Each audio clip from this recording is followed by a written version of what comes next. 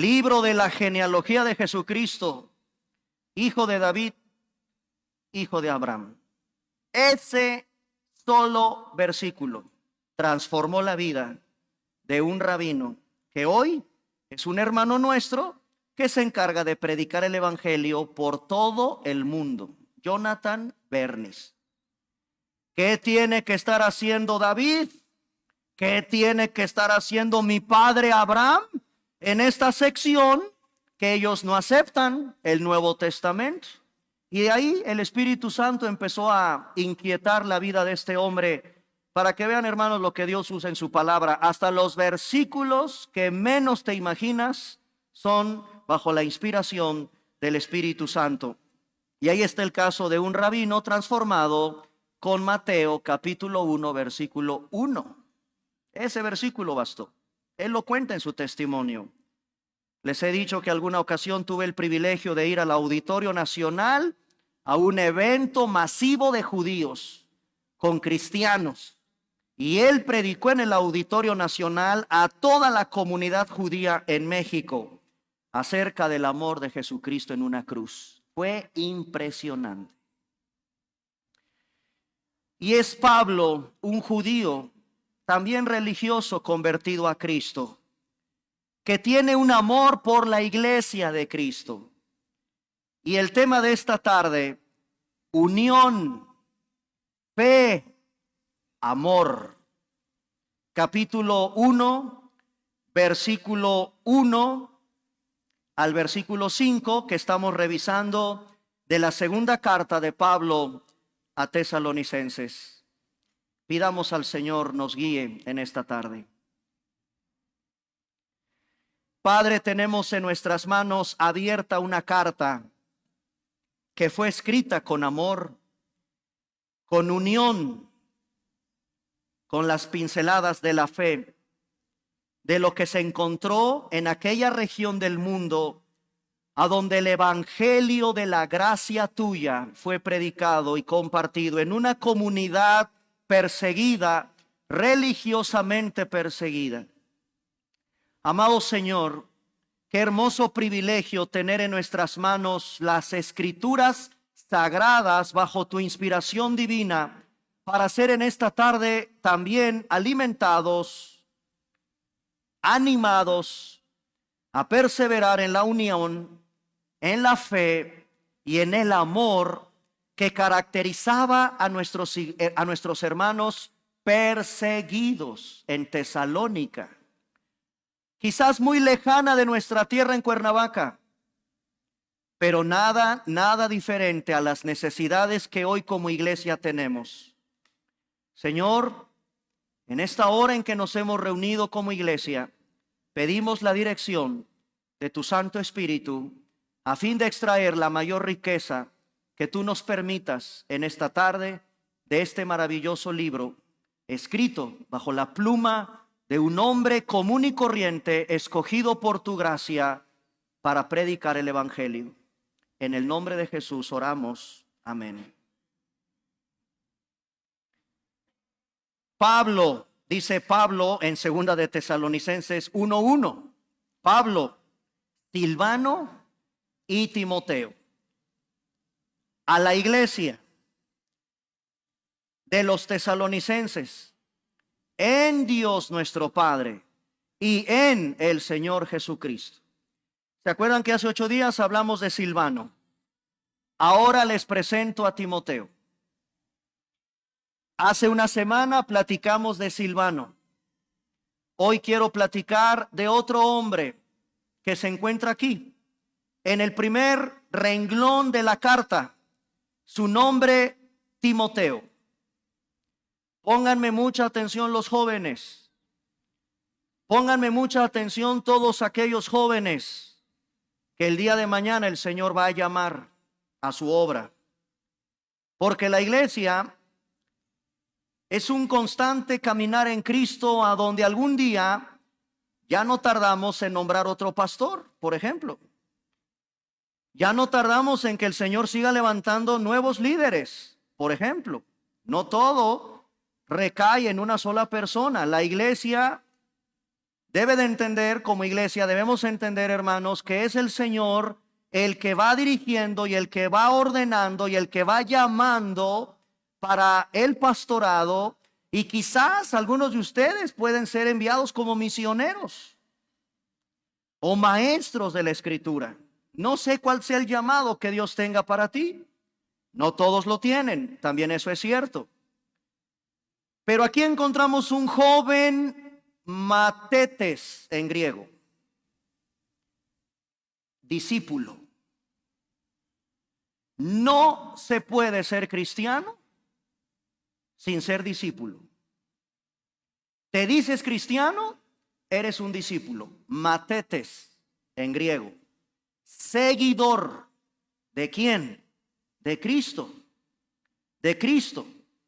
Este es un discípulo de Cristo bajo la tutoría de otro hombre, también discípulo, como Pablo. Este es un joven discípulo, pero es muy amado. Este muchacho, Timoteo, es un hijo en la fe, es un hijo espiritual del apóstol Pablo. Vean cómo le llama cuando le escribe una carta que tenemos después de segunda de Tesalonicenses. Acompáñenme a primera de Timoteo. Después de segunda de Tesalonicenses, tenemos otra carta dirigida a un joven que es el que nos ocupa en esta tarde. Capítulo 1, versículo 18. Como Pablo le dice a Timoteo, este mandamiento, hijo Timoteo, con qué cariño, con qué amor, Pablo lo acepta como un hijo espiritual. Hijo Timoteo, te encargo para que conforme a las profecías que se hicieron antes en cuanto a ti, milites por ellas la buena milicia. En una segunda carta que le escribe, vamos ahora a segunda de Timoteo, capítulo 1, versículo 2. Vean cómo Pablo le llama a Timoteo. Segunda de Timoteo, capítulo 1, versículo 2. A Timoteo, amado hijo, gracia, misericordia y paz de Dios, Padre, y de Jesucristo nuestro Señor. Con esta familiaridad, con este cariño, Pablo acepta a Timoteo como un hijo espiritual o un hijo en la fe. Y esta es una de las cosas más hermosas que tiene el pastor. Una de las maravillas que el Señor nos permite como pastores es precisamente verlos como hijos espirituales, con ese cariño, con ese amor, con esa preocupación por tu crecimiento espiritual, porque sigas en el camino de Cristo, porque no te desvíes a pesar de todos los distractores que vas a encontrar allá afuera. Es el corazón de un pastor, el corazón paternal con el que cuidamos, velamos la iglesia del Señor. Esto es hermoso en el ministerio. Y así como tú, como padre, experimentas el dolor cuando un hijo se te desvía de la fe, exactamente, hermanos, es el dolor que ocasiona un pastor cuando alguno de ustedes ya dejó de venir, ya dejó de congregarse, ya dejaron de buscar al Señor. Voy a darles a conocer algunos datos biográficos de Timoteo. Es oriundo de una ciudad llamada Listra. Este hombre, este muchacho, es hijo y nieto de mujeres judías que se convirtieron a Cristo. También su papá, él tenía un papá, pero su papá no era judío. Su papá era gentil. Es decir, el papá de Timoteo no pertenecía a la nación judía. Vean segunda de Timoteo capítulo 1, versículo 5.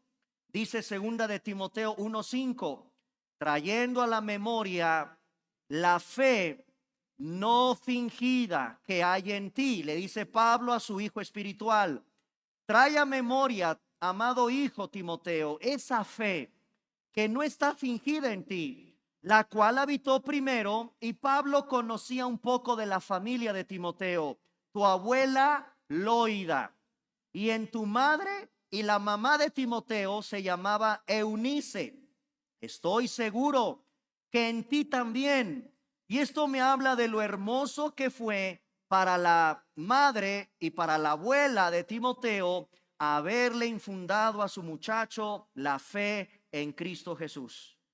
Pablo recuerda esa familia hermosa, la cual habitó, dice Pablo, esa fe la tuvo tu abuela y la tuvo tu madre. Esa es la mejor herencia que le puedes dejar a un hijo. ¿Sabías? No son los departamentos, no son la educación, no es el coche, no es su carrera. Gloria a Dios por eso. Todo padre quisiera heredar a sus hijos lo mejor en educación, lo mejor en casas, lo mejor en autos, una cuenta bancaria y asegurar su futuro. Qué bueno que lo haces, no es malo, es propio de todo padre hacia sus hijos. Pero lo más hermoso, lo más increíble que tú como verdadero padre o madre heredas a un hijo es su fe. La fe en el Señor, que primero debe de habitar en ti, papá, que primero debes de tener tu mamá. Y entonces sí, herédala, compártesela, impáctala a tus hijos. En Hechos capítulo 16, versículo 1, en el libro histórico de Hechos capítulo 16, versículo 1, encontramos un poco de datos biográficos de Timoteo. Hechos 16:1. Después llegó a Derbe y a Listra, y aquí había un cierto discípulo. Por eso comencé diciendo que Timoteo es un discípulo, matetes en griego. Era hijo de una mujer judía creyente. Ya por segunda de Timoteo 1:5 sabemos cómo se llama esa mujer judía creyente, pero de papá griego. Ahí sí habría que preguntarle a la mamá de Timoteo qué andaba haciendo con un gentil. Pero bueno, en la providencia de estas historias no nos debe sorprender. ¿Cuántos de ustedes vienen de un matrimonio así? Mi madre era la cristiana, pastor, pero mi papá ni de chiste se para en una iglesia. O al revés, mi papá es el que viene a la iglesia y mi mamá no quiere saber nada de Cristo. Todos tenemos de alguna manera algo en común con Timoteo, en este sentido de tener familia, ya sea papá o mamá, que están bien cimentados en la fe, pero uno de los dos no. Lo más maravilloso y lo ideal sería, ¿verdad?, que papá y mamá estén en Cristo para que tus hijos también estén en Cristo, aunque a veces, oh sorpresa, los hijos no quieren conocer del Señor. A pesar de un padre cristiano y de una madre cristiana, no quieren los hijos. Hay que orar por ellos. ¿Dónde se conocieron Pablo y Timoteo? En su segundo viaje misionero. Vamos a Hechos capítulo 16, versículo del 1 al 3. Ahí estamos, en Hechos 16 del 1 al 3. Se conocieron en el segundo viaje misionero. Y Pablo ya no lo soltó. Después llegó a Derbe y a Listra, y había un cierto discípulo llamado Timoteo, hijo de una mujer judía creyente, pero de padre griego. Versículo 2 del capítulo 16 de Hechos. Daban buen testimonio de él, o sea, de Timoteo, los hermanos que estaban en Listra. De ahí era originario Timoteo. Y en Iconio. Quiso Pablo, ahí está en el versículo 3, quiso Pablo que hablando de Timoteo, fuese con él. Y claro, aguas. ¿Saben qué le hizo? Lo circuncidó.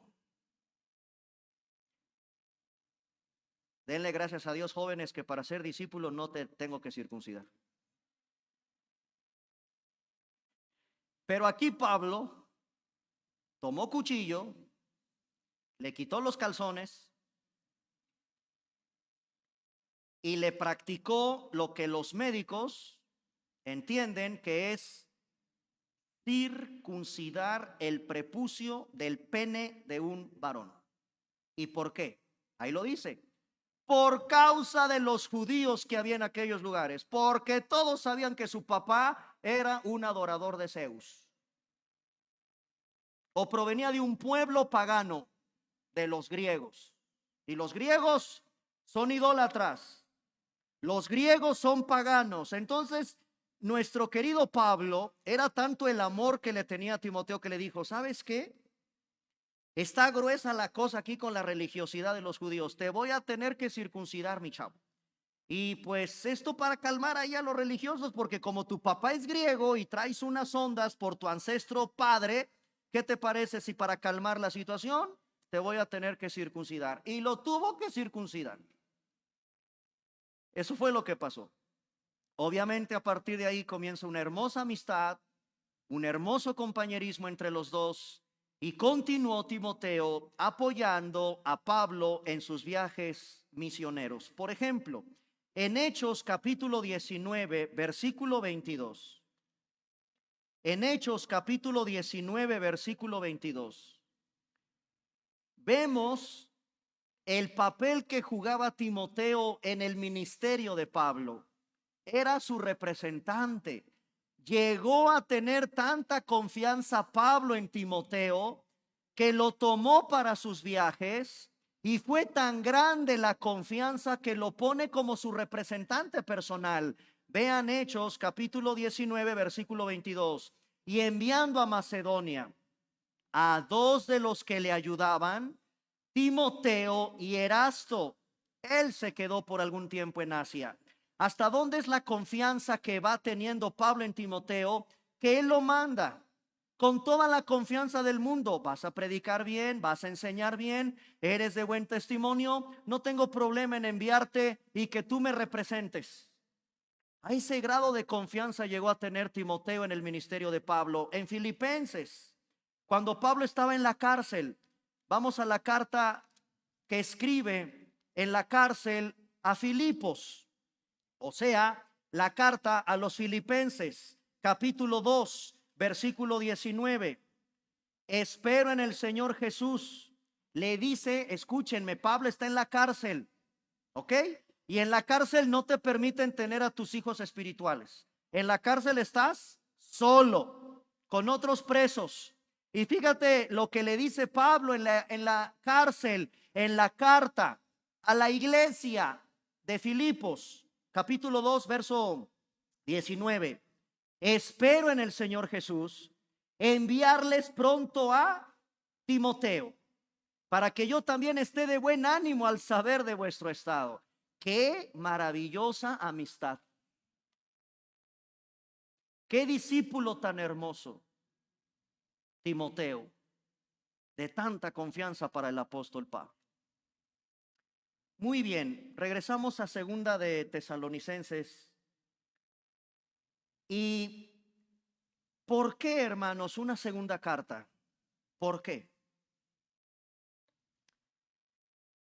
Bueno, arrecia la persecución. Y en el capítulo 1, verso 4, tenemos una idea de lo que está pasando en el ambiente de Tesalónica. Vean segunda de Tesalonicenses 1:4. Tanto que nosotros nos gloriamos de vosotros en las iglesias de Dios. ¿Y qué detecta Pablo? Le admira, le provoca admiración, esa paciencia, esa fe, a pesar de las persecuciones y tribulaciones que están soportando. Pablo, lo que deducimos es que al intensificarse, hermanos, la persecución en contra de los creyentes de Tesalónica, quiere escribirles una segunda carta para que no tiren la toalla, para que perseveren, para que se mantengan firmes en el Señor. Esa es una razón de por qué escribe una segunda carta.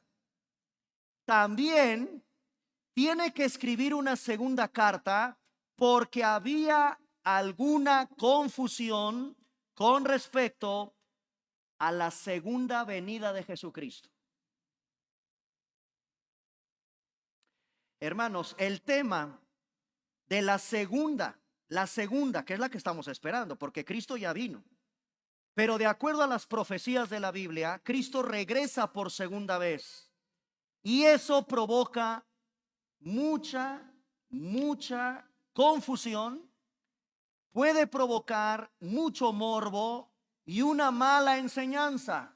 Pregúntenle a la secta de los testigos de Jehová, por ejemplo, que se atreven a dar fechas.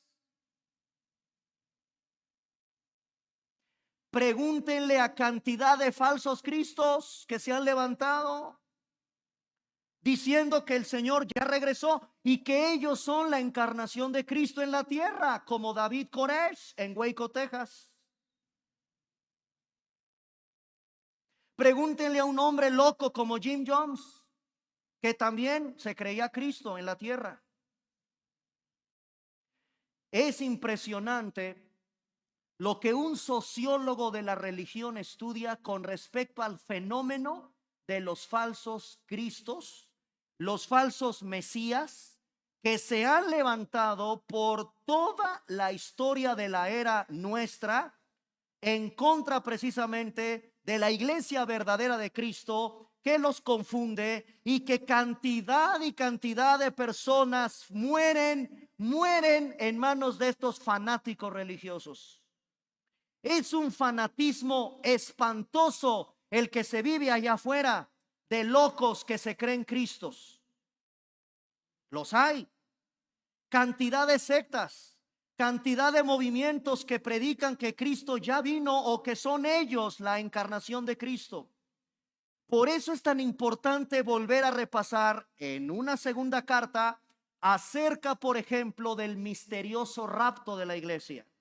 Por eso es tan importante en esta carta hablar de las falsas enseñanzas que se estaban introduciendo en la iglesia con respecto a la venida de nuestro Señor Jesucristo. Vean segunda de Tesalonicenses capítulo 2.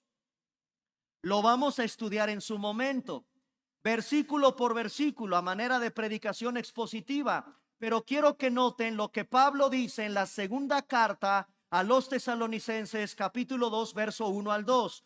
Pero con respecto a la venida de nuestro Señor Jesucristo y nuestra reunión con Él, os rogamos, hermanos. Y aquí vean el problema. Ya se estaban infiltrando en la iglesia. No se dejen mover fácilmente de vuestro modo de pensar. No se conturben ni por espíritu. Aguas ahí, ya vieron que habla Pablo de un espíritu que opera. Ni por palabra, ni por carta. Cuidado con esas cartas que empezaban a llegar a la iglesia como si fuera nuestra. Había personas que eran capaces de hablar en nombre de Pablo y no era cierto. Pablo nunca escribió más que estas dos cartas. Había por ahí falsos maestros, personas que querían introducir a la iglesia con falsas cartas, como si fueran de Pablo, en el tema de la segunda venida de Cristo, en el tema del día del Señor, que ya está cerca, dice él. Versículo 3.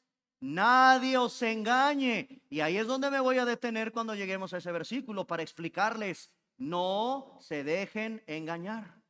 Nadie los engañe en ninguna manera. Y Pablo, lo vamos a revisar, nos da, bajo la inspiración del Espíritu Santo, las características, y nos vamos a sorprender de algo. Les adelanto. Ya las estamos viviendo. Lo que está profetizado aquí a una iglesia a la que pretendían confundir y mover con el tema del arrebatamiento, la reunión de la iglesia con el Señor, en medio de la persecución, los falsos maestros, Cristo ya viene, Cristo no viene. Las características que describe Pablo aquí, de cuáles son las señales antes de que Cristo regrese, de manera impresionante y sorprendente, hoy las estamos viviendo. Eso significa, iglesia, prepara tus maletas porque el Señor regresa pronto. Nos vamos a sorprender cuando veamos apostasía, hombre de pecado, el hijo de perdición, aquel que se levantará contra todo lo que se llama Dios y es objeto de culto, se sentará en el templo como Dios, etcétera. Ahí da características importantes, hermanos, de apostasía y de una sintomatía que tenemos que revisar para saber nosotros como iglesia, lo mismo que Pablo a la iglesia de Tesalónica, no se dejen engañar. Cristo, claro que regresa pronto, pero aún no ha llegado. Pablo aclara a través de estas palabras que el día del Señor aún no ha llegado, pero da señales previas que vamos a revisar con detenimiento. Es obvio que cuando las personas de la iglesia se dejan llevar donde, pues si Cristo ya va a regresar, ¿sabes qué hicieron algunos vivos? Dejaron de trabajar. No me lo van a creer, pero cuando yo estudiaba la prepa, tenía por ahí a mis amigos de la iglesia que me decían, ya dejé la escuela. ¿Por qué? Porque ya viene Cristo. Ah, y yo los regañaba, no vayan a pensar que yo también dejé de estudiar. No, yo les exhortaba con mucho amor y le decía, no, estás mal, tienes una perspectiva equivocada, brother. Mira, mi hermano, yo sé que estamos apasionados, ya Cristo viene y entonces ¿para qué estudio y para qué trabajo? Y vienen esos pensamientos, no, entonces ¿para qué me caso? ¿Para qué tengo hijos? ¿Qué mundo le voy a heredar a mis hijos? Si ya Cristo viene, ya mejor que se acabe todo. Eso pasó en la iglesia de Tesalónica. Vean segunda de Tesalonicenses, capítulo 3. Segunda de Tesalonicenses, capítulo 3, versículo 6.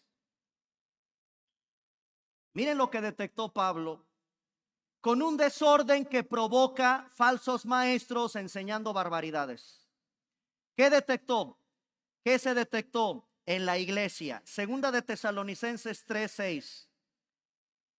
Pero os ordenamos, hermanos, en el nombre de nuestro Señor Jesucristo, que se aparten de todo hermano que anda desordenadamente y no según la enseñanza que recibieron de nosotros.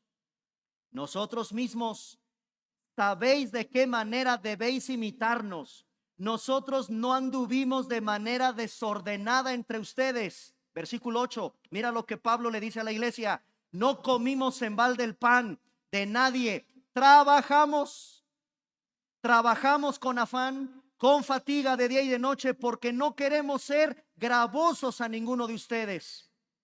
No porque no tuviésemos derecho, sino para darles nosotros un ejemplo de que nos imiten. Cuando estábamos con ustedes, les ordenamos esto. Y aquí viene un principio fundamental. Si alguno no quiere trabajar, ¿ya lo vieron? Si alguien no quiere trabajar, pues no comas. ¿Cuál era el problema en la iglesia? Cristo ya viene, ya no trabajo, ya no estudio, ya para qué me preparo. No. Esa es una errónea manera de enfrentar los tiempos que ya estamos viviendo. Te pones a estudiar y en la escuela levanta la verdad. Te pones a trabajar y en tu oficina predicas la verdad. Te me pones a chambear y a donde estés, en el negocio, en tu casa, o aunque estés jubilado, pensionado, no dejes de ser productivo. Nada de esperar ahí todo deprimido, ya mira nada más qué tiempos vivimos, ya viene el Señor, ya para qué estudio, ya para qué trabajo. Pablo los reprende, pero ¿qué creen? No lo hace enojado. No, Pablo no se enoja. Pablo, lo vamos a ver, con un tono autoritativo, sí, pero con amor y amabilidad le habla a la iglesia. Con amor. Sí, con autoridad, pero con amor y de manera amable. Y eso es lo que vamos a revisar. Estas son las razones principales del por qué tenemos en nuestras manos una segunda carta a la iglesia, a la misma iglesia de Tesalónica. Ok, ahora sí, permítanme ir versículo por versículo, hermanos, extrayendo la verdadera riqueza de lo que vamos a encontrar en segunda de Tesalonicenses capítulo 1, versículo 1. Segunda de Tesalonicenses 1:1. ¿Cuál es la palabra clave en Segunda de Tesalonicenses capítulo 1 versículo 1? ¿Saben que la palabra clave ahí de todo ese versículo es en? ¿Cuál es la palabra clave del versículo 1 de Segunda de Tesalonicenses? La palabra clave no es Pablo, no es Silvano, no es Timoteo. Aparece la iglesia. Esa iglesia está en Tesalónica y ahí está la clave. Esa iglesia es en. Esa es la palabra clave. Dos letras. Dos insignificantes letras. ¿Y sabes por qué es impresionante que te diga que tú y yo como iglesia estemos en Cristo? Porque esa es la evidencia de la regeneración.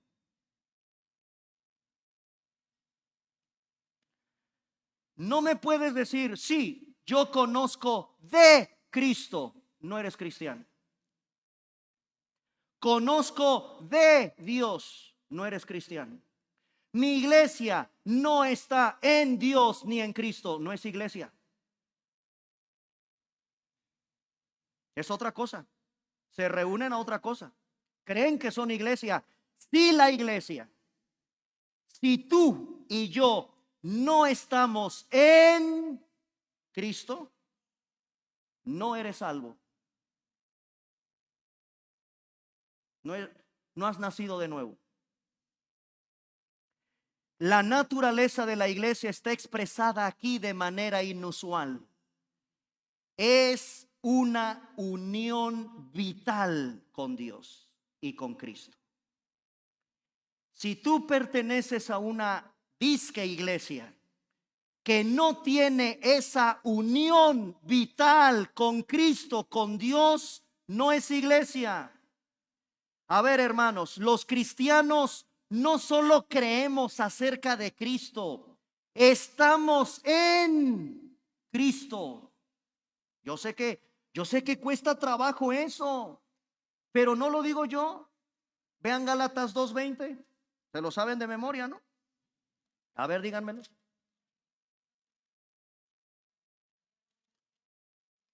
Amén por la hermana. Ella sí entiende lo que es estar en Cristo. Vean Gálatas 2:20 con ella. Ella se lo sabe de memoria, la felicito. Gálatas 2:20. ¿Qué dice? Fíjense nada más. Con Cristo estoy juntamente crucificado.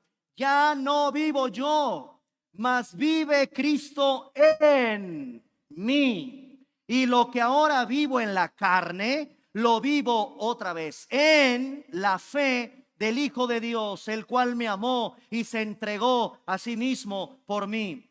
Hermoso es que estamos en Cristo. Perdóname si no te pareces hoy a Cristo más que ayer. No eres cristiano. Colosenses capítulo 3. Colosenses capítulo 3, versículo 3. Este también está impresionante. Miren la revelación bíblica. Colosenses 3:3. Nos hemos muerto. Colosenses 3:3. Habéis muerto.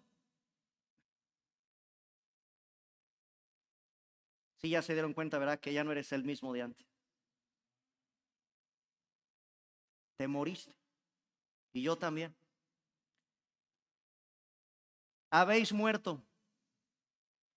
Y ahora vuestra vida está escondida con Cristo en Dios. ¿Sabes por qué cuesta trabajo entender estos versículos? Y quizás se te están cayendo las telarañas de la cabeza y de la mente. Ay, pastor, yo pensé que ser cristiano era otra cosa. Pues no, religiones hay muchas y pues acepta la que quieras, pero vas camino al infierno. Ay, pastor, yo pensé que venir a la iglesia nada más era venir, cantar de pie, sentarme y darme dinero. No, eso no es ser iglesia. ¿Quién te dijo que eso es la iglesia? Estar en Cristo, estar en la iglesia viva, verdadera, es estar en Cristo, lo que significa ser cristiano. ¿Y sabes por qué cuesta trabajo esto, hermano? Porque es un misterio incomprensible. La Biblia está repleta de misterios de lo que significa ser cristiano. Porque perdónenme, que Dios, Dios, creador de los cielos, hay 3 cielos, galaxias, los mismos doctores de la NASA no dan cuenta de la inmensidad del universo. Telescopios están flotando allá en nuestro mundo estelar, allá arriba en los aires, en el cielo, pues cósmico. Y no sé si por alguna vez te ha dado la curiosidad de irte a asomar allá arriba. ¿Qué hay? ¿Qué hay más allá de nuestra atmósfera? ¿Qué hay más allá de nuestro planeta Tierra? El señor Jeff Bezos, dueño de Amazon, pagó miles de millones de dólares por experimentar tan solo unos minutos qué significa ir allá afuera, fuera de nuestro planeta, y ver qué es ese infinito universo. Ese Dios que creó todas las estrellas, las galaxias, ese infinito para nosotros, infinito universo, ese Dios que te creó, es el Dios del microcosmos también, ese poderoso Dios. ¿Y qué decir de Cristo? El Cristo vivo, el Cristo triunfante, el Cristo agonizante, el Cristo victorioso. ¿Y qué te digo del Espíritu Santo? El Ruach Kodesh, el Espíritu Santísimo del Señor, vivan dentro de ti, estén en ti, y tú participes de esa naturaleza divina. Es un misterio. Lo cantamos y no me puse de acuerdo con los muchachos de la alabanza. ¿Cómo construir una habitación? Lo cantamos y yo no me puse de acuerdo con ellos.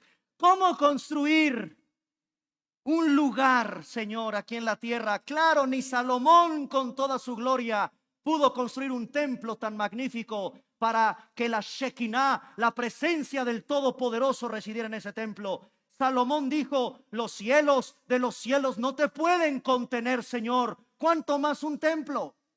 Pues ahí les va. Ese Dios, ese Cristo, ese Espíritu bendito que nos ha sido dado, viven dentro de ti.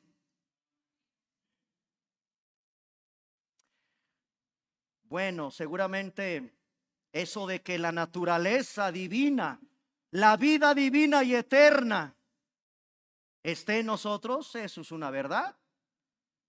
Hermanos, los cristianos estamos en una unión personal, espiritual, eterna con Dios.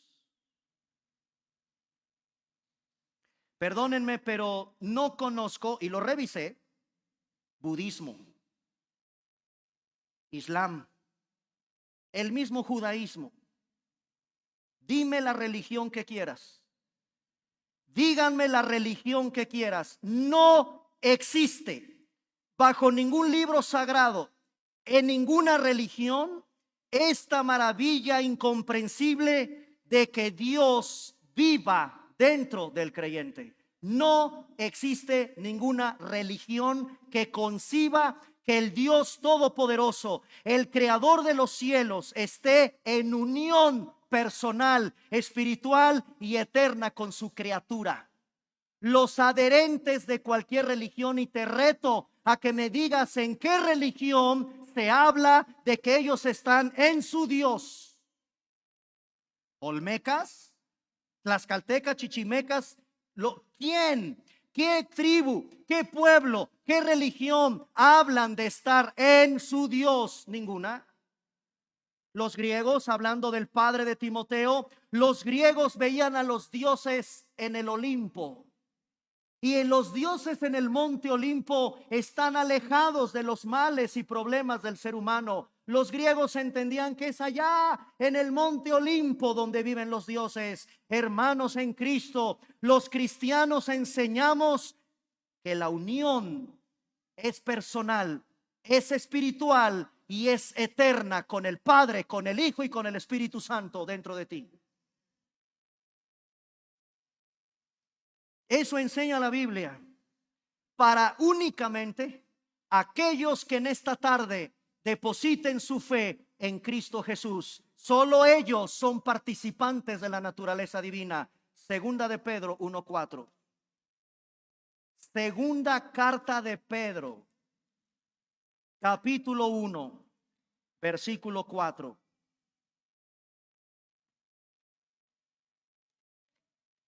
Segunda de Pedro, capítulo 1, verso 4. Por medio de las cuales, dice Pedro, en una segunda carta, nos ha dado preciosas y grandísimas promesas, para que por ellas llegáis a ser, y miren nada más lo que dice ahí, somos participantes de la naturaleza divina, habiendo huido de la corrupción que hay en este mundo a causa de la concupiscencia. Espero que con calma y con la guía del Espíritu Santo te me pongas a estudiar segunda de Pedro 1:4 para que llegamos a ser participantes de la naturaleza de Dios. De esa unión, regresamos a segunda de Tesalonicenses, de esa unión, por supuesto que fluye la gracia y la paz. Son dos palabras que resumen el Evangelio. ¿Alguien me puede resumir el Evangelio en dos palabras? Sí, gracia y paz. Son dos palabras que resumen el Evangelio. ¿Por qué? Porque la gracia es el favor inmerecido del Padre al pecador y la paz es el resultado de ese favor. ¿Se entendió? La gracia es el favor inmerecido del Padre hacia ti y la paz es el resultado de ese favor. Por eso Pablo entiende que ahí hay una iglesia. La iglesia de Tesalónica está en Dios Padre y en el Señor Jesucristo. Hay una conversión y esta palabrita te pido, mi amigo, que no te vayas de aquí en esta tarde hasta que no entiendas qué es la conversión o el nuevo nacimiento. Solo los que han nacido de nuevo, solo los que han experimentado esa conversión genuina son la iglesia en Dios Padre y en el Señor Jesucristo. Ahora, cuidado. Tú puedes pertenecer a una religión o a una iglesia muerta. ¿Iglesias muertas? Sí. ¿Religiones falsas? Muchas. Acompáñenme al fascinante libro de Apocalipsis, capítulo 3, versículos del 1 al 6. Cuidado. Qué terrible. Pertenecer a una iglesia muerta, o sea, no están en Dios ni en Cristo. Tienen edificios, tienen eventos, tienen dinero, tienen. No, eso no es la iglesia. Hay iglesias muertas. Apocalipsis capítulo 3 del 1 al 6 se escribe al ángel de la iglesia en Sardis. El que tiene los 7 espíritus de Dios, las 7 estrellas, dice esto: yo conozco tus obras. Conste que le está hablando a la iglesia. No, hermanos, no le está hablando Cristo a los prostíbulos de Patmos o de Sardis.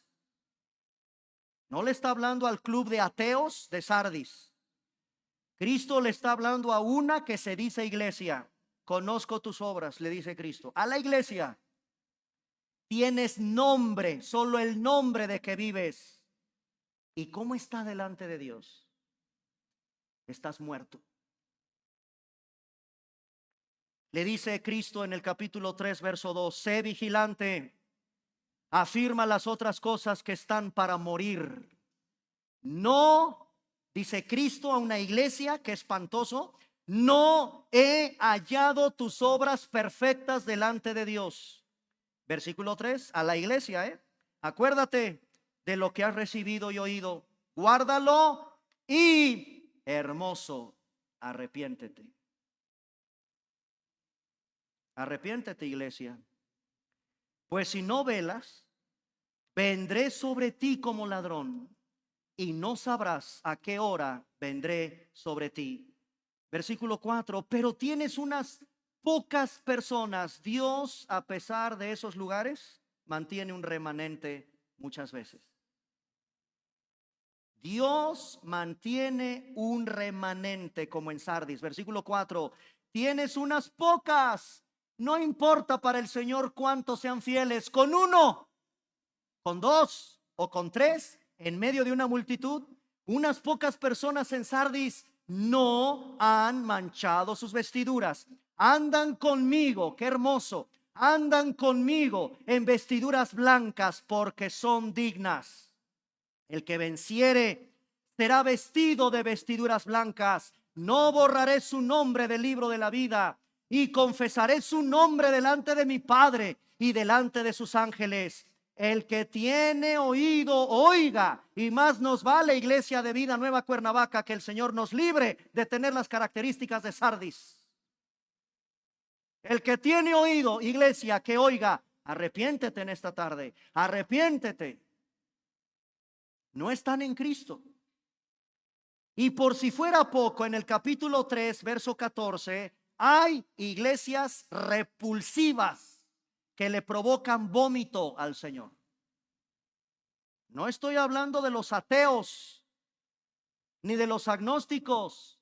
Estoy hablando de la iglesia. ¿Habrá iglesia que provoque náuseas al Señor? Sí. Apocalipsis capítulo 3, versículo 14. Que Dios nos libre de que nuestra iglesia sea como la iglesia que encontró en la Odisea. He aquí, 3:14, Apocalipsis, el amén, el testigo fiel, el verdadero, el principio de la creación de Dios. ¿Quién es ese? Cristo. Dice esto. Pongamos atención. Es Jesús, hermanos, es Jesús hablándole a su iglesia. Conozco tus obras. El pastor no, yo no. Yo no conozco cómo te comportas allá afuera. Yo no conozco con qué actitud vienes a la iglesia. Yo conozco, dice el Señor, el mero dueño de la iglesia, ese sí. El dueño de la iglesia conoce tus obras. Y aquí viene lo repulsivo. Eres ni frío ni caliente. Ojalá, reprende el Señor duramente a la iglesia, ojalá fueses frío o caliente, pero por cuanto eres tibio, no frío ni caliente. Versículo 16, lo expliqué con Jonás. ¿Qué significa te vomito? Como el pez vomitó a Jonás, te vomitaré de mi boca. Hermanos, qué impresionante que al Señor una iglesia le provoca náuseas. Y perdónenme por respeto, vamos a comer en un ratito. Todos hemos vomitado. ¡Qué horror!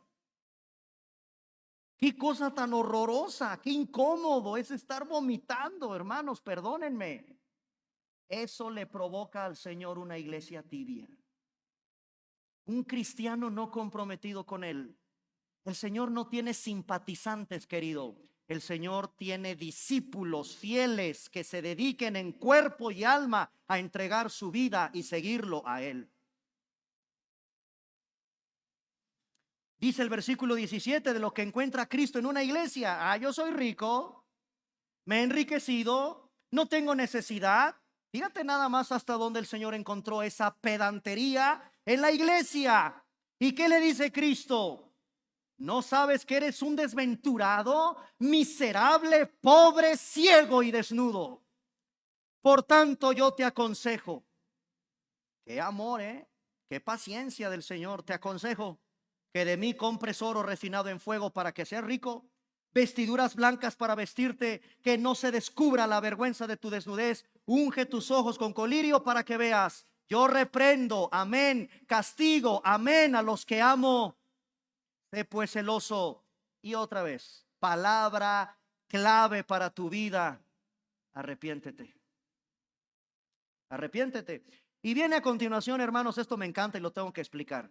No uses, por favor, no uses Apocalipsis 3:20 para evangelizar. Es erróneo. Te lo digo con amor. Una de las cosas por las cuales vienes a la iglesia es a capacitarte. Mi deber es capacitarlos. Y cuando vayas a predicar allá afuera y a compartir el evangelio, no me saques Apocalipsis 3:20. Ay, mi querida cuñada, el Señor está tocando a la puerta de tu corazón. Ábrele tu corazón, cuñada, porque Él... No, espérate tantito, no le estés diciendo barbaridades. Eso no está diciendo la Biblia. Para empezar, esto es para la iglesia, no para un incrédulo. Yo estoy a la puerta y llamo de la iglesia. Que Dios nos libre, que el Señor está allá afuera.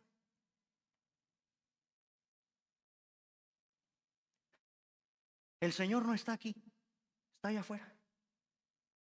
Allá, a donde se sientan los hermanos en la banca de, allá de enfrente, la de concreto, donde digo que se sientan las comadres allá, a platicar, tomar cafecito. Oigan, que no esté el Señor allá afuera. Yo estoy a la puerta y llamo. La puerta, tenemos aquí dos puertas, la de la entrada de cristal y la de madera. Que el Señor esté en la puerta y llamando. ¿Habrá iglesias así? Sí. Hacen todo menos tener al Señor como el centro, su palabra como el centro, no eventos. Es su palabra. Es la predicación correcta, con temor, con temblor a su palabra. Quiere el Señor vidas transformadas, arrepentidas, quebrantadas. Yo estoy a la puerta y llamo. Si alguno en esa iglesia oye mi voz, abre la puerta, yo a él entraré. Y esto es hermoso, cenaré. ¿Sabes por qué dice cenaré? Porque en esa época solamente en la cena se juntaban los mejores amigos. No era el desayuno, no era la comida. Regresaban todos del campo, regresaban todos de sus labores, y ya en la tarde noche solamente se sentaban los mejores amigos. Ahí está Cristo diciéndole a su iglesia: cenaré contigo. Al que venciere le daré que se siente conmigo en mi trono, así como yo he vencido y me he sentado con mi Padre en su trono. Y en el versículo 22, hermanos, están las últimas palabras a la iglesia antes de que Dios desate su juicio en el capítulo 4 con los famosos jinetes del Apocalipsis. El que tiene oídos oiga lo que el Espíritu dice a las iglesias. Y a partir del capítulo 4 podemos ir al cielo con la Biblia. ¿Sabían? Hermanos, la Biblia es un libro extraordinario que nos lleva a las alturas de los cielos o a las profundidades del infierno. La Biblia es el único libro que nos lleva a lo más escondido de ti, que se llama dentro de la antropología bíblica el corazón. La Biblia es el único libro que te lleva a donde solo los pensamientos del Señor son revelados. En el capítulo 4 nos lleva al mismo cielo. Y después, capítulo 6, se abren los famosos sellos con los juicios del Apocalipsis, que es tema, por supuesto, de análisis y de estudio para otra ocasión. Termino pues con esta observación: la conversión genuina es que tú y yo estemos en Cristo. Después Pablo, regresamos a segunda de Tesalonicenses capítulo 1, versículo 3, y le dice a la iglesia, debemos, ¿ya lo vieron? Capítulo 1, verso 3 de segunda de Tesalonicenses, debemos. Y eso es una obligación, es una deuda, es una responsabilidad que tiene Pablo delante de Dios. Tengo una deuda de darle las gracias a Dios por ustedes. ¿Por qué? Porque, la fe de ustedes va creciendo.